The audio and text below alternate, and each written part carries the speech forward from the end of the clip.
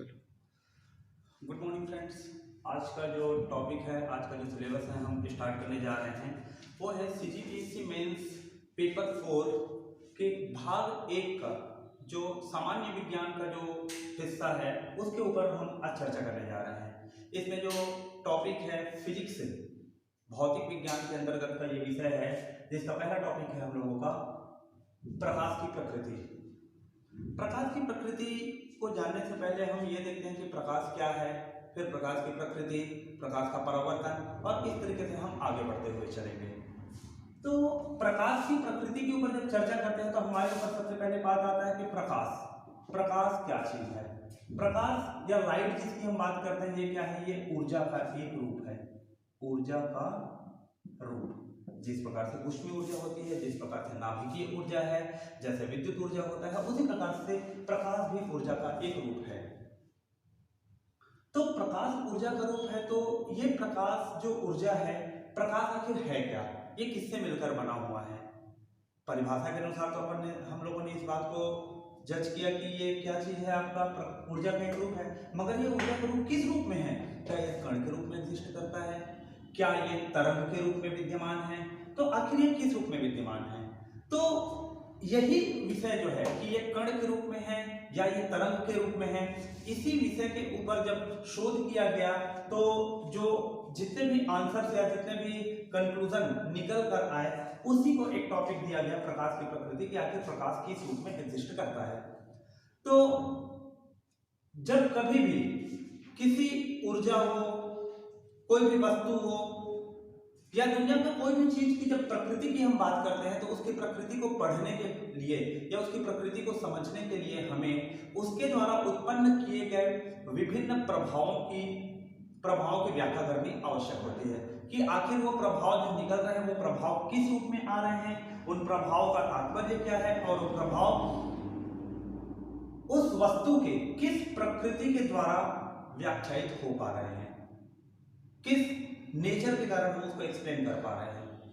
तो हम अपने डे टू डे लाइफ में ये देखते हैं कि प्रकाश विभिन्न प्रकार के प्रभाव शो करता है, विभिन्न प्रकार के प्रभाव दिखाता है। जिन प्रभाव में सर्वप्रथम जो प्रभाव आता है, जिसको हम बचपन से पढ़ते आ रहे हैं कि प्रकाश के द्वारा उत्पन्न जो प्रभाव होता है, उन प्रभाव में सर्वप्रथम प्रभाव है प्रकाश का सीधी रेखा में गमन, सीधी रेखा में गमन।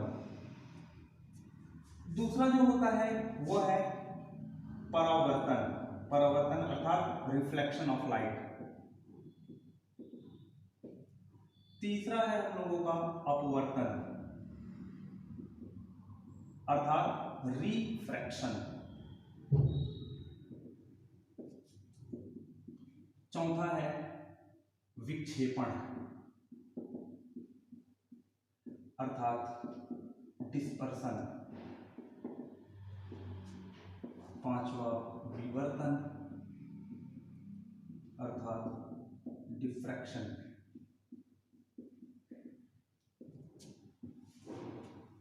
व्यतिकरण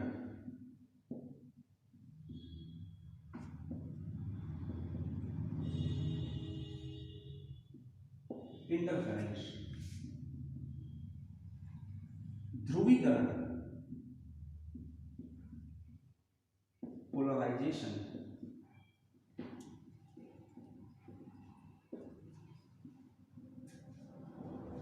प्रकाश विद्युत प्रभाव फोटो इलेक्ट्रिक इफेक्ट। ये जैसे हमने प्रकाश के द्वारा उत्पन्न किए गए कुछ प्रभाव की बात की यहाँ पर। तो ये प्रभाव किस किस तरीके से या प्रकाश किस प्रकृति के द्वारा इन प्रभाव की हम व्याख्या कर पाते हैं। तो जब इनके व्याख्या करने की बात करते हैं हम, इसके व्याख्या करने के सिद्धांत में कुछ वैज्ञानिकों ने अपने अपने सिद्धांत इसमें पुटअप किए थे, जिनके आधार पर यह बताया गया कि ये जो भी प्रभाव हैं ये प्रकाश के किस प्रकृति के कारण आते हैं। जिनमें सबसे पहला जो आता है वो सिद्धांत हम लोगों का 3-4 सिद्धांत थे सर्वप्रथम 1676 में न्यूटन का कणिका सिद्धांत आया। न्यूटन का कणिका सिद्धांत, न्यूटन कॉर्पस्कुलर थ्योरी। न्यूटन कणिका सिद्धांत का तात्पर्य यह है कि न्यूटन ने यह माना कि प्रकाश बहुत ही महीन छोटे छोटे कण से मिलकर बने हुए हैं। हालांकि ये कण अदृश्य रूप में रहते हैं जो हमें खुली आंखों से दिखाई नहीं देते, और ऐसे छोटे छोटे कणों को फोटॉन का रूप दिया गया, फोटॉन का नाम दिया गया। इनका कहना था कि प्रकाश छोटे छोटे कण से मिलकर बने हुए हैं, और इस सिद्धांत के आधार पर उन्होंने परावर्तन और अपवर्तन जैसी घटना को सिद्ध करके बताया। और इस घटना को जब उसने अपने कणिका सिद्धांत से सिद्ध करके बताया तो पता चला या एक निष्कर्ष निकल कर आया कि परावर्तन और अपवर्तन जैसी घटनाएं कण के कारण होती है। इस कारण से माना गया कि प्रकाश किससे मिलकर बना हुआ है, कण से मिलकर बना हुआ है। मगर कुछ ही समय बाद 1678 में हाइजेंस ने अपना तरंग का सिद्धांत निकाला। हाइजेंस का तरंग सिद्धांत। तरंग सिद्धांत का तात्पर्य यह था कि इनके अनुसार यह माना गया कि प्रकाश तरंग से मिलकर बना हुआ है, और ये जो तरंग है इस तरंग के आधार पर उन्होंने पुनः परावर्तन, अपवर्तन, विक्षेपण, परावर्तन, अपवर्तन, विक्षेपण, विवर्तन, व्यतिकरण, ध्रुवीकरण, इन सभी सिद्धांतों की व्याख्या सटीक रूप से कर दी। तो यहां एक बात उभर कर आया कि परावर्तन और अपवर्तन कणिका सिद्धांत के आधार पर यह बताते हैं कि प्रकाश छोटे छोटे कण से मिलकर बना हुआ है, जबकि हाइजेंस के तरंग सिद्धांत के आधार पर यह बताता है कि परावर्तन और अपवर्तन की घटनाएं जब इस सिद्धांत के तहत सिद्ध हुई तो यह बताता है कि प्रकाश तरंग से मिलकर बना है। तो अब यहां पर एक छोटा सा ऐसी स्थिति निर्मित हुई कि प्रकाश को कण का रूप दिया जाए या प्रकाश को तरंग का रूप दिया जाए। कुछ समय के बाद 1865 में मैक्सवेल ने इलेक्ट्रोमैग्नेटिक वेव के ऊपर अपने सिद्धांत या अपने थ्योरीज प्रपोज की और इन्होंने पुनः जिस प्रकार से हाइजेंस ने तरंग सिद्धांत के आधार पर परावर्तन, अपवर्तन से लेकर ध्रुवीकरण तक को सिद्ध किया था, मैक्सवेल ने जो इलेक्ट्रोमैग्नेटिक वेव की थ्योरी थी उसके आधार पर भी परावर्तन से लेकर ध्रुवीकरण तक के सिद्धांत को फॉलो कर दिया गया। ये पूरी तरीके से सिद्ध हुए। मगर सन 1900 से 1920 के मध्य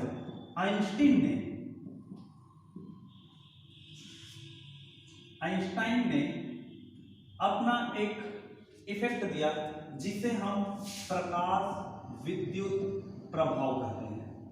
प्रकाश विद्युत प्रभाव का तात्पर्य यह होता है कि जब प्रकाश किसी भी धातु के सतह के ऊपर आपतित होती है तो उस धातु के अंदर परमाणु के साथ बंधे हुए इलेक्ट्रॉन, अर्थात वो मुक्त इलेक्ट्रॉन हैं, उन मुक्त इलेक्ट्रॉन को उनके बाह्य कोश से बाहर निकाल के उसके सतह पर लाने का काम किया।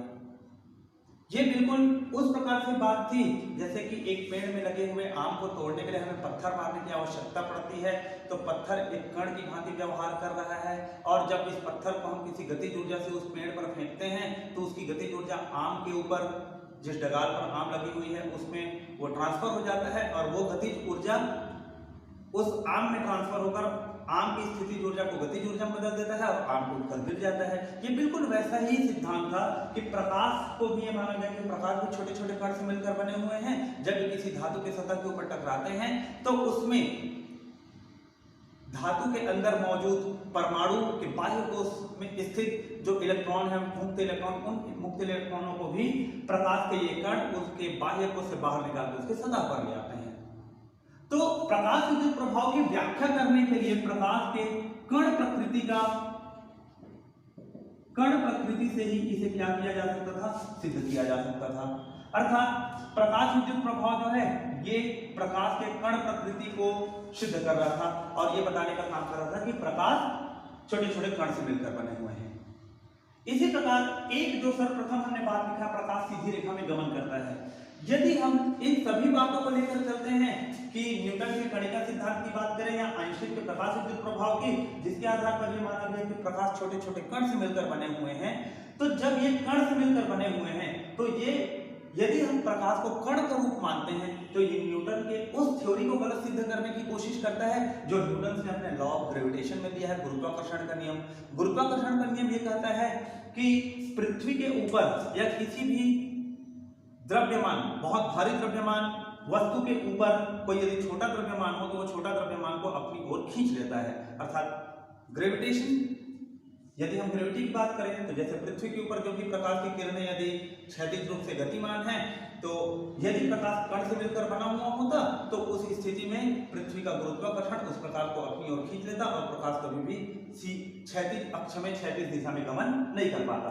जैसे हम उसको छोटे चित्र से ये समझें कि ये मान लेते हैं कि ये हम लोगों का ये पृथ्वी का सतह है, इस सतह के ऊपर हमने ये इस प्रकार से एक क्विंटल रखा हुआ है, तो हम ये मानते हैं कि इससे निकलने वाली किरण बिल्कुल ऐसे सीधे सीधे होकर जा रही है। तो यदि प्रकाश की किरण बिल्कुल सीधी जाती है तो ये तथ्य तथ्यात्मक रूप से सत्य है, सही है। मगर यदि ये छोटे छोटे कण से मिलकर बने होते तो ये जो छोटे छोटे जो कण हैं, ये छोटे छोटे कण पृथ्वी के गुरुत्वाकर्षण के कारण पृथ्वी की ओर आकृष्ट हो जाते और इस प्रकार से इसकी जो दिशा है ये बिल्कुल सीधे ना होकर इस तरीके से परवलयाकार के रूप में होती। मगर चूंकि परवलयाकार में प्रकाश कभी भी गमन नहीं करता है, इस कारण सीधी रेखा में गमन करने की जो बात है, ये जो परिघटना है, ये परिघटना प्रकाश के तरंग सिद्धांत के आधार पर क्या हो रहा है, सिद्ध हो रहा है। अंततः डी ब्रोगली ने सन 1924 में डी ब्रोगली ने एक सिद्धांत दिया। इसके सिद्धांत का नाम था dual nature of light. Dual nature of light अर्थात प्रकाश की द्वैत प्रकृति। क्यों इन्होंने ऐसा बोला प्रकाश की द्वैत प्रकृति? उपरोक्त जितने भी वर्णन मिले थे, न्यूटन का गणित का सिद्धांत, हाइजेंस का तरंग सिद्धांत, मैक्सवेल का इलेक्ट्रोमैग्नेटिक वेव का सिद्धांत या आइंस्टीन का प्रकाश विद्युत प्रभाव का सिद्धांत, इन सभी सिद्धांतों के आधार पर उन्होंने प्रकाश के द्वारा दिखाए जाने वाले सभी प्रभावों को भी अध्ययन किया और इनको अध्ययन करने के पश्चात उन्होंने ये पाया कि सीधी रेखा में गमन करने का की बात है वो प्रकाश के तरंग रूप से सिद्ध होता है, तो वहीं प्रकाश विद्युत प्रभाव प्रकाश के केवल कण रूप से सिद्ध होता है, जबकि इनके बीच में मौजूद जितने भी हैं ये प्रकाश के तरंग के साथ साथ कण दोनों रूप में ये सिद्ध होते हैं। अर्थात डुअल नेचर ऑफ लाइट में इन्होंने ये कहा कि प्रकाश की दोनों प्रकृति होती है, अपने प्रभाव के अनुसार हम इसकी प्रकृति का वर्णन करते हैं। अर्थात प्रकाश कुछ प्रभाव के लिए कण जैसे व्यवहार करता है और कभी ये तरंग के जैसे व्यवहार करता है। इसका व्यवहार इसके द्वारा दिखाए जाने वाले प्रभाव के ऊपर निर्भर करता है। अतः नेचर ऑफ लाइट का जो कंक्लूजन है वो कंक्लूजन सिर्फ इतना ही है कि सीधी रेखा में गमन करने का जो प्रभाव है वो तरंग सिद्धांत के द्वारा इसकी पुष्टि होती है। परावर्तन, अपवर्तन, विक्षेपण, विवर्तन, व्यतिकरण और ध्रुवीकरण, ये जो सिद्धांत हैं ये कण और तरंग दोनों सिद्धांत के द्वारा इसकी व्याख्या कर सकते हैं, जबकि प्रकाश विद्युत प्रभाव को केवल कण सिद्धांत के द्वारा व्याख्या करते हैं। अतः हम कह सकते हैं कि इनके प्रभाव के आधार पर प्रकाश की जो प्रकृति है वो कण और तरंग दोनों रूप में एक्जिस्ट करता है। तो प्रकाश की जो प्रकृति है, प्रकाश की प्रकृति यदि कभी प्रश्न में पूछा गया प्रकाश की प्रकृति क्या है, तो प्रकाश की प्रकृति द्वैत है। और जब पूछा जाए कि प्रकाश की प्रकृति द्वैत क्यों है, तो इसका उत्तर लिखने के लिए हमें पूरा इन बातों को बताना पड़ेगा कि परावर्तन, अपवर्तन, विक्षेपण, विवर्तन, व्यतिकरण और ध्रुवीकरण, ये जो प्रकाश के द्वारा शो की जाने वाली घटनाएं हैं ये उसके कण और तरंग दोनों प्रकृति से सिद्ध होते हैं। सीधी रेखा में गमन करने का प्रभाव केवल तरंग प्रकृति से सिद्ध होता है, जबकि प्रकाश विद्युत प्रभाव केवल कण प्रकृति से सिद्ध होता है। अतः यदि ये सभी प्रभाव एक ही प्रकाश के द्वारा शो होते हैं, एक ही प्रकाश के द्वारा यदि ये दिखाए जाते हैं, तो हम ये कह सकते हैं कि प्रकाश की प्रकृति द्वैत है, प्रभाव के अनुसार उसकी प्रकृति में बदलाव होता है। अब इसके बाद का जो टॉपिक है, इसके बाद हमारा अगला जो हिस्सा है, अगला जो टॉपिक है वह है प्रकाश का परावर्तन। प्रकाश का परावर्तन, परावर्तन का तात्पर्य क्या होता है? परावर्तन का तात्पर्य है कि किसी भी वस्तु का वो जिस भी दिशा में गतिमान हो, जिस भी दिशा में वो गमन कर रही है, रास्ते में आने वाले किसी ठोस सतह से टकराकर वापस मुड़ जाने की जो प्रकृति है अपनी उसी दिशा में, यह परावर्तन कहलाता है। अर्थात bouncing back of anything after striking some hard surface. कोई भी ठोस सतह से टकराकर विपरीत उसी दिशा में मुड़ने की जो क्रिया होती है ये परावर्तन कहलाती है, रिफ्लेक्शन कहलाती है। रिफ्लेक्शन जैसी घटना प्रकाश के साथ भी घटित होती है। तो ये जो टॉपिक है अब ये हम लोगों का परावर्तन, प्रकाश का परावर्तन। तो प्रकाश का परावर्तन का मतलब यदि आप लिखना चाहें तो लिख भी सकते हैं इस परिभाषा को कि प्रकाश जिस दिशा में गमन करती है उस दिशा में आने वाले किसी ठोस सतह से टकराकर प्रकाश का अपने विपरीत दिशा में वापस जाने की क्रिया परावर्तन कहलाती है। हालांकि इनसे संबंधित जो भी परिभाषाएं हैं उन परिभाषाओं का मैं डिस्क्रिप्शन एक पीडीएफ के रूप में डाल दूंगा, आप सभी उसको नोट कर सकते हैं। तो प्रकाश का जो परावर्तन है, परावर्तन अर्थात रिफ्लेक्शन, रिफ्लेक्शन के लिए जो रिक्वायरमेंट है, एक प्रकाश का स्रोत होना चाहिए। इस प्रकाश के स्रोत से जो भी प्रकाश की किरणें निकल रही हैं, ये प्रकाश की किरणें निकलकर किसी ठोस सतह से टकरानी चाहिए। कोई ना कोई एक ठोस सतह होना चाहिए हमारे पास। इस ठोस सतह से प्रकाश की किरणें जब जाकर टकराती है और टकराने के उपरांत ये उस बिंदु से टकराकर वापस उस दिशा में चली जाती है जिस दिशा से आई रहती है। यही परिघटना, यही जो घटना है, ये प्रकाश का परावर्तन कहलाता है। अर्थात परावर्तन होने के लिए एक निश्चित जो चीज है वो ये है कि प्रकाश की गमन की दिशा में कोई न कोई ठोस सतह का होना। इस ठोस सतह से टकराकर ही प्रकाश क्या होगा, वापस जाएगा।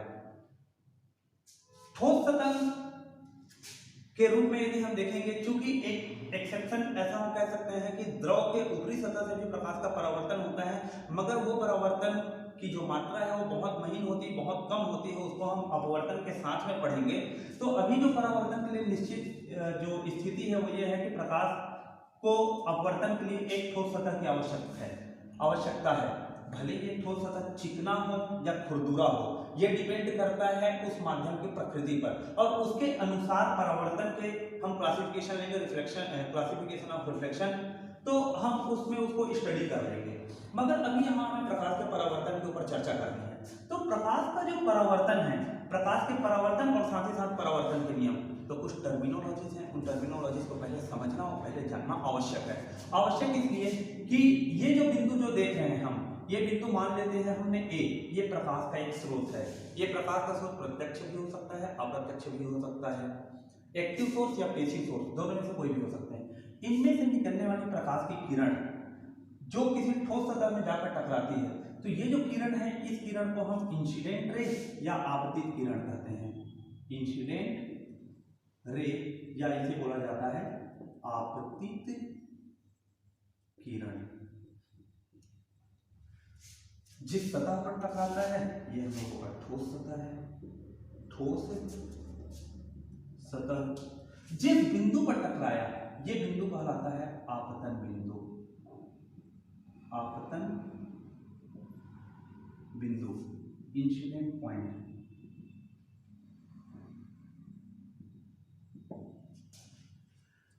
इस बिंदु से टकराकर प्रकाश जब वापस जाती है, वापस जाने वाले जो प्रकाश की किरण है उसे कहते हैं परावर्तित किरण। परावर्तित किरण अर्थात रिफ्लेक्टेड रे।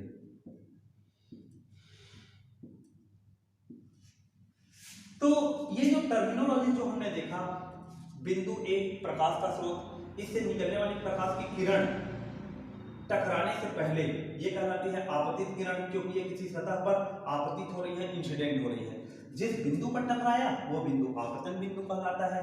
टकराने के पश्चात ये वापस विपरीत उसी दिशा में चले जाते हैं, यह परावर्तित किरण कहलाती है, रिफ्लेक्टेड रे। अब परावर्तन में ये आता है कि परावर्तन का नियम, लॉ ऑफ रिफ्लेक्शन क्या होता है। तो परावर्तन का जो नियम है जिसे लॉ ऑफ रिफ्लेक्शन के नाम से जाना जाता है, लॉ ऑफ रिफ्लेक्शन क्या कहता है। लॉ ऑफ रिफ्लेक्शन ये कहता है, अच्छा इसमें एक बिंदु हमें और देखना है, वो बिंदु है, वो रेखा है अभिलंब अर्थात नॉर्मल। आपतन बिंदु पर इस ठोस सतह पर खींची गई अदृश्य रूप से जो लंबवत जो रेखा होती है वो अभिलंब कहलाती है। तो ये लाल रंग से जो रेखा जो खींची जा रही है ये रेखा अभिलंब कहला रही है। ये अभिलंब है, ये अभिलंब जो कि ये अभिलंब है जो एक अदृश्य रेखा के रूप में रहती है किसी भी सतह पर, यह हमें दिखाई नहीं देती, मगर ये उस ठोस सतह पर हमेशा लंबवत होती है उस बिंदु पर जिस बिंदु पर कोई किरण आपतित हुई है। तो लॉ ऑफ रिफ्लेक्शन का जो पहला नियम है, पहला नियम ये कहता है आपतित किरण अभिलंब परावर्तित किरण एवं आपतन बिंदु, ये सभी एक ही बिंदु पर और एक ही सतह पर स्थित होते हैं। तो पहला नियम ये कहता है आपतित किरण परावर्तित किरण एवं अभिलंब तीनों रेखाएं एक ही बिंदु एवं समतल पर स्थित होते हैं और यही जो बिंदु है हम उसे आपतन बिंदु के नाम से जानते हैं। ये पहला नियम हुआ। दूसरे नियम के ऊपर हम जाने से पहले ये बात करते हैं कि आपतन कोण और परावर्तन कोण क्या होता है। आपतन कोण का तात्पर्य है आपतित किरण अभिलंब के साथ जो कोण बनाता है, आपतित किरण इस अभिलंब के साथ जो कोण बनाता है वो कोण कहलाता है आपतन कोण, एंगल ऑफ इंसिडेंट। एवं परावर्तित किरण अभिलंब के साथ जो कोण बनाता है ये कहलाता है हम लोग का एंगल ऑफ रिफ्लेक्शन अर्थात परावर्तन कोण। तो दूसरा नियम का तात्पर्य है कि आपतन कोण का मान सदैव परावर्तन कोण के बराबर। इस प्रकार से प्रकाश के परावर्तन के दो नियम होते हैं। पहला नियम कहता है आपतित किरण अभिलंब एवं परावर्तित किरण तीनों रेखाएं एक ही समतल एवं एक ही बिंदु पर स्थित होते हैं और इस बिंदु को आपतन बिंदु कहा जाता है। दूसरा नियम है आपतन कोण का मान सदैव परावर्तन कोण के मान के बराबर होगा। तो यह प्रकाश का परावर्तन का नियम है। अगले लेक्चर में हम परावर्तन के प्रकार और उनसे आगे के टॉपिक के ऊपर डिस्कस करेंगे।